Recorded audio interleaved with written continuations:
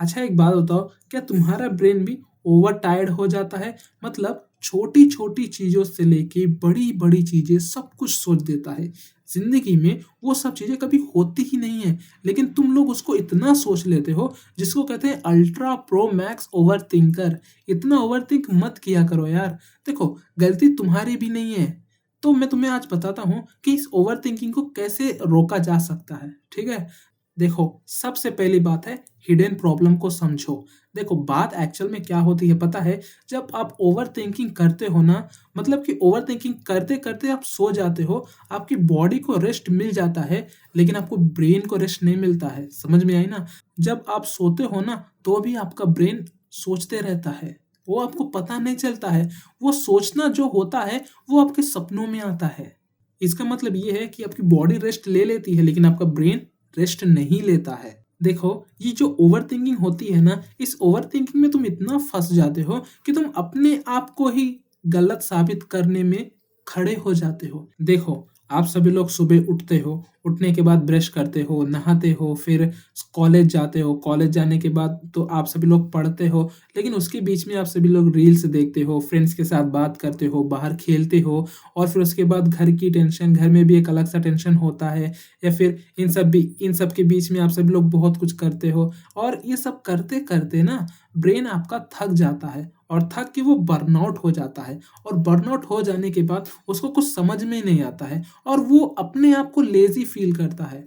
हाँ, मतलब कि जब वो थक जाता है तो वो अपने आप को लेज़ी फ़ील करेगा, लेकिन इन सब चीज़ों में तुम्हें लगता है कि तुम लेज़ी हो गए हो और तुम्हें लगता है कि मेरे अंदर कोई डिसिप्लिन ही नहीं है या फिर तुम्हें लगेगा कि मेरा फ़ोकस ही ख़त्म हो गया, मुझे किसी चीज़ के ऊपर इंटरेस्ट ही नहीं आ रहा है, मुझे कुछ समझ में ही नहीं आ रहा है। इस तरह की ओवरथिंकिंग करते हो, है ना? यही सब प्रॉब्लम्स है ना? देखो, जो तुम्हें ओवरथिंकिंग होती है ना, उस ओवरथिंकिंग का एक प्रॉब्लम जानते हो क्या है? Reels, dopamine detox. अच्छा एक बात बताओ, जब भी आप सभी लोग रील्स देखते हो, आप सभी लोग को कितना अच्छा लगता है?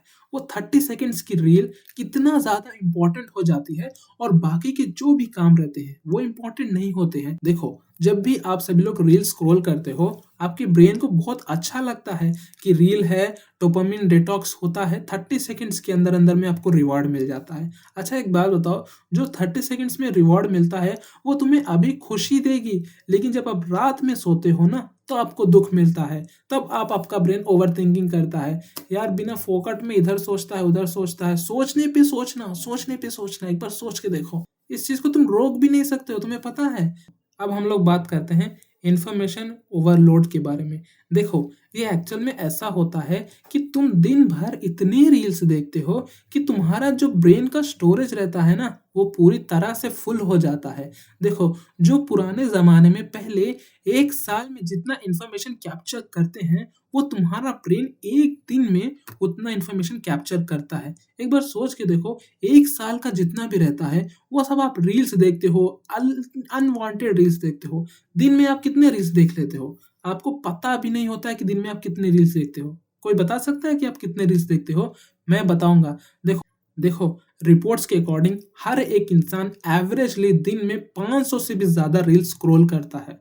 मतलब एक बार सोच के देखो, आप सभी लोग दिन में 500 से भी ज़्यादा रील्स और उन 500 रीलों में अलग-अलग टॉपिक, अलग-अलग कंटेंट और अलग-अलग तरीके से दिखाया जाता है। वो सभी चीज़ें देख के ब्रेन डोपामाइन डिटॉक्स करता है। उस चीज़ में किसी को कुछ समझ में ही नहीं आता है कि क्या सही है, क्या गलत है और ओवरथिंकिंग हो जाती है। इन सब चीज़ों को मत करो यार।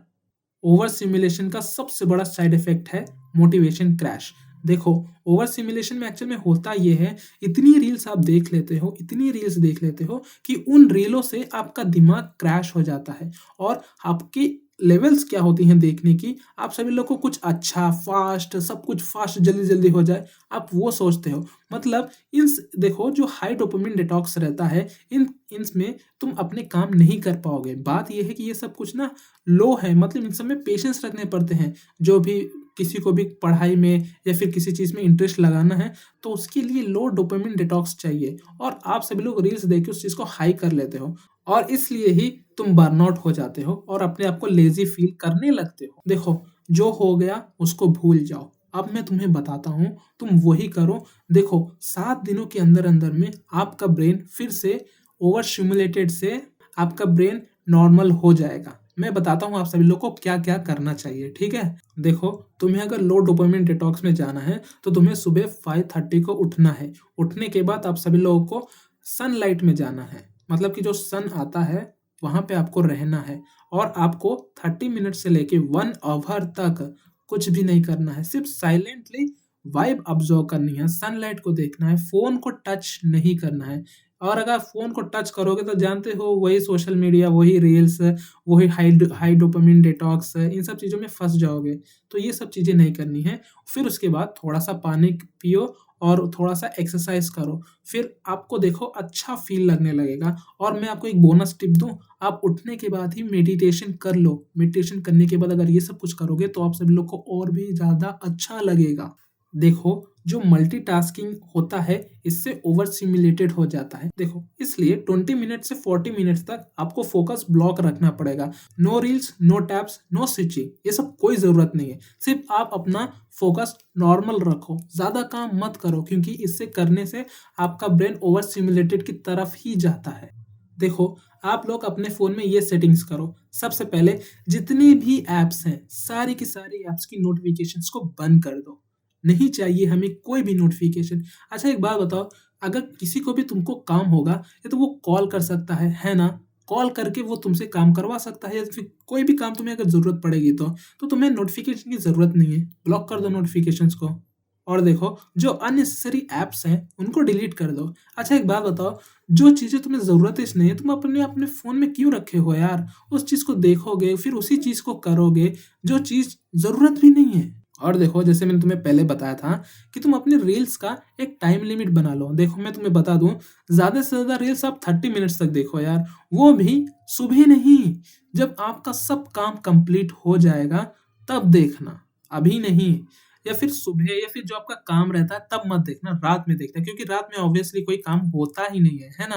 देखो, ये चीज़ करो, सिंगल सोर्स रूल। मतलब तुम अगर आप यूट्यूब देख रहे हो, तो व्हाट्सएप को मत ओपन करो। जैसे आप रील्स देख रहे हो, तो कोई और चीज़ को मत सोचो और ना ही कुछ करो। सिर्फ़ रील्स देखो, ज़्यादा टाइम नहीं है लिमिट का, ठीक है? तो एक वक़्त पे एक काम करना, ये बहुत अच्छा रहता है। और देखो, इन सब चीज़ें करने के बाद आपकी एनर्जी वापस आ जाएगी, टेंशन लेने की ज़रूरत नहीं है।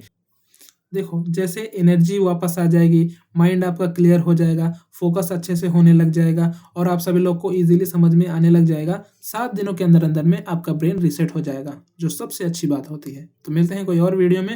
अगर आपको ये वीडियो अच्छी लगी तो इस वीडियो को लाइक कर देना, ठीक है?